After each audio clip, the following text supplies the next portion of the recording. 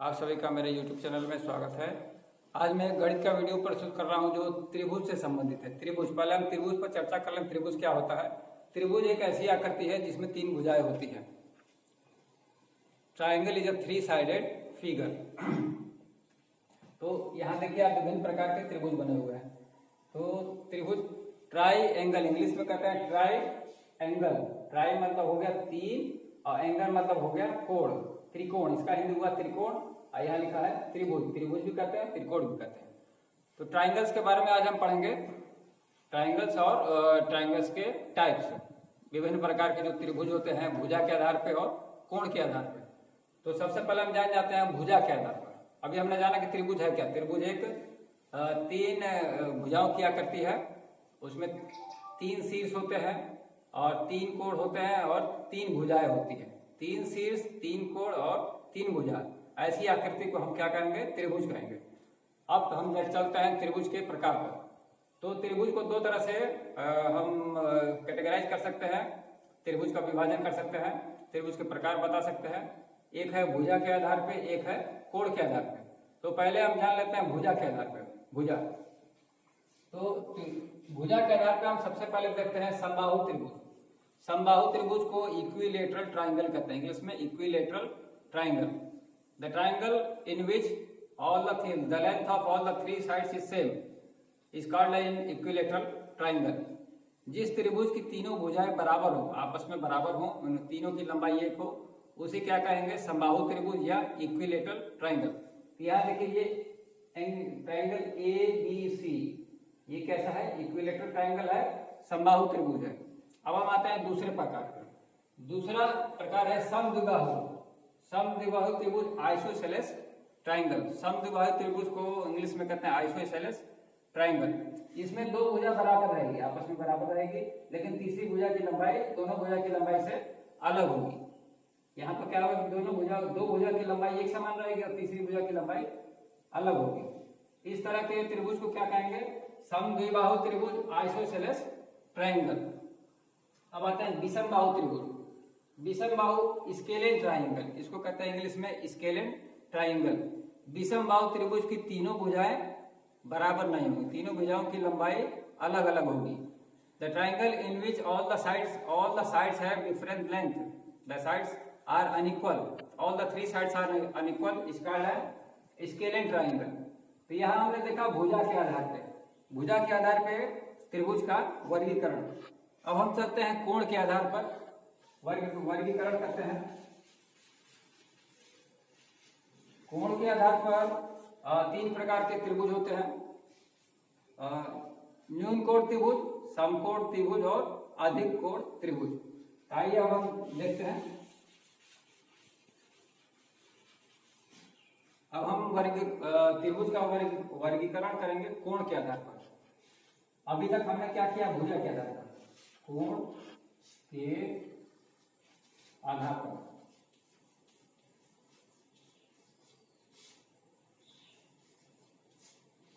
तो सबसे पहले हम आते हैं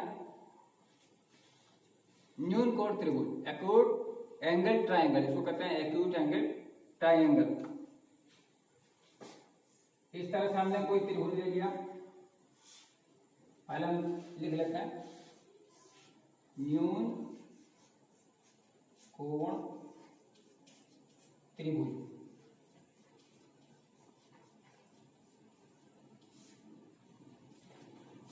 ये देखिए इसमें तीन कोण बन रहा है।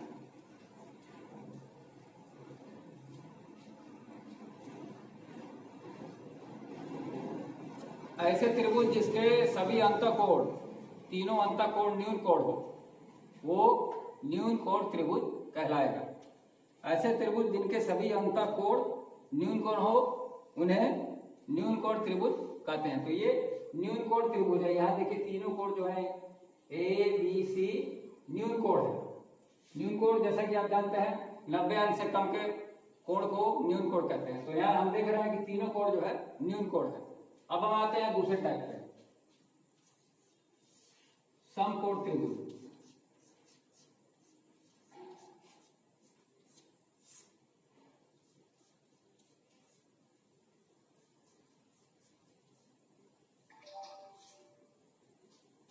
समकोण त्रिभुज में एक कोण जो होगा समकोण होगा।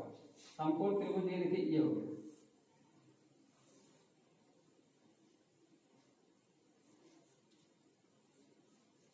ये कैसा त्रिभुज है? समकोण त्रिभुज। It is a right angle triangle. Right angle triangle ऐसे त्रिभुज जिसका कोई एक कोण समकोण हो, वह त्रिभुज जिसका कोई एक कोण समकोण हो उसे क्या कहेंगे हम? समकोण त्रिभुज। ये दूसरा टाइप हो गया। अब हम चलते हैं तीसरे टाइप। तीसरा है अधिक कोण त्रिभुज। अधिक कोण त्रिभुज ऑब्टूस एंगल ट्राइंगल, उसको अंग्रेजी में कहते हैं ऑब्टूस एंगल ट्राइंगल।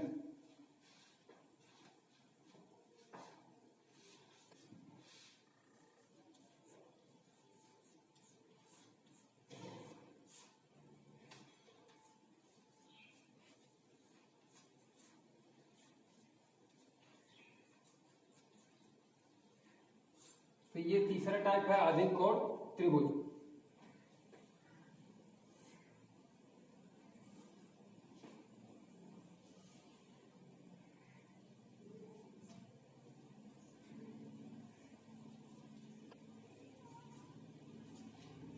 ये देखा आपने अधिक कोण त्रिभुज। इसमें एक कोण जो है अधिक कोण है। एक कोण कैसा है? अधिक कोण है। वह त्रिभुज जिसमें एक कोण अधिक होगा, ऐसा त्रिभुज जिसका एक कोण अधिक कोण हो उसे अधिक कोण त्रिभुज कहते हैं। तो यहाँ हमने कोण के आधार पर पढ़ा तीन प्रकार के त्रिभुज होते हैं।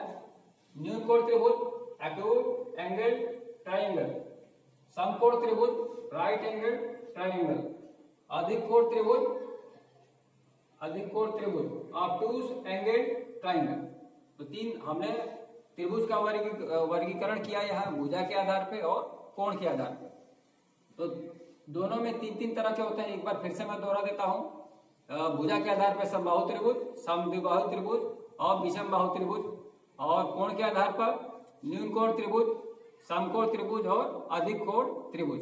अब हम त्रिभुज के बारे में कुछ जान लेते हैं। त्रिभुज में 3 शीर्ष, 3 कोण तथा 3 भुजाएं होती है। फिर आगे आते हैं त्रिभुज के तीनों कोणों का योगफल 180 डिग्री होता है। जो 3 कोण है इनका मान जब हम जोड़ेंगे तो कितना आना चाहिए? 180 डिग्री। तो इसको हम बताते हैं अभी। इसका हो जाएगा एंगुलर त्रिभुज के तीनों कोणों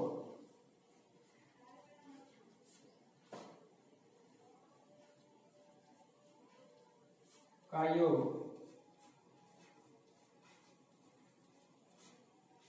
अगर त्रिभुज के तीनों कोणों का योग कितना होना चाहिए? बराबर 180 डिग्री। इस पर अभी हम कुछ सवाल करेंगे।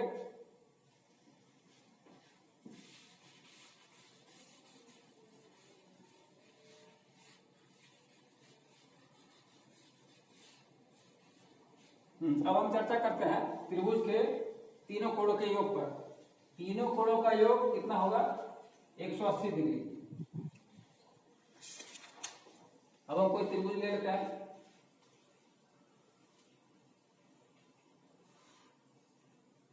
ए बी सी। तो जैसा कि मैंने बताया कि तीनों कोणों का योग 180 डिग्री होगा। तो इसको ऐसे लिखेंगे, angle A plus angle B plus angle C is equal to 180 degree. तो यहां से हमने देखा कि angle A plus angle B plus angle C is equal to 180 degree. तो तीनों कोणों का योग क्या हो जाएगा? 180 डिग्री। अगर 2 कोणों का मान दे रखा है, तीसरे का निकालना है तो हम आसानी से निकाल सकते हैं। तो इस पर एक सवाल है, अभी हम हल करते हैं।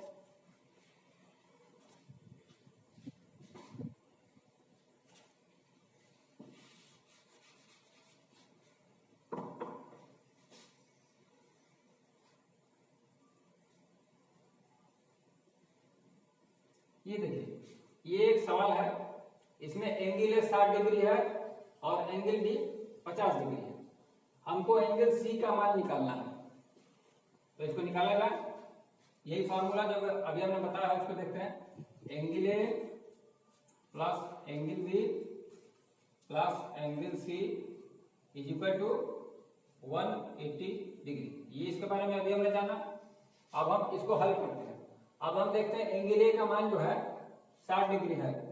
एंगल ए बराबर 60 डिग्री है, इसको वैल्यू पुट कर देंगे, प्लस एंगल बी है फिर 50 डिग्री, एंगल बी 50 डिग्री, और एंगल सी का मान हमको निकालना है, plus angle C is equal to हो जाएगा 180 डिग्री।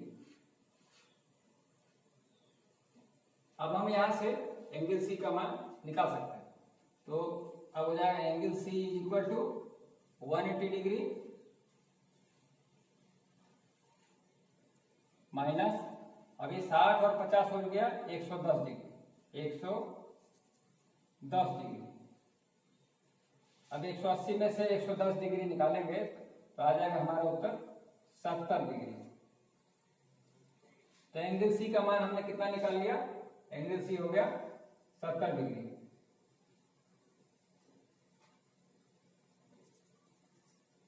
तो यहां हमने देखा कि अगर दो त्रिभुज के अंदर किसी किन्हीं दो कोण का मान दे रखा हो तो तीसरे का मान हम आसानी से निकाल सकते हैं इस सूत्र से, angle A plus angle B plus angle C equal to 180 degree. तो इस वीडियो में आपने देखा त्रिभुज के प्रकार, कोण के आधार पे, भुजा के आधार पे त्रिभुज के बारे में जाना आपने। फिर अगले वीडियो में मैं गणित का एक वीडियो बना के लेके आऊंगा। तब तक के लिए धन्यवाद।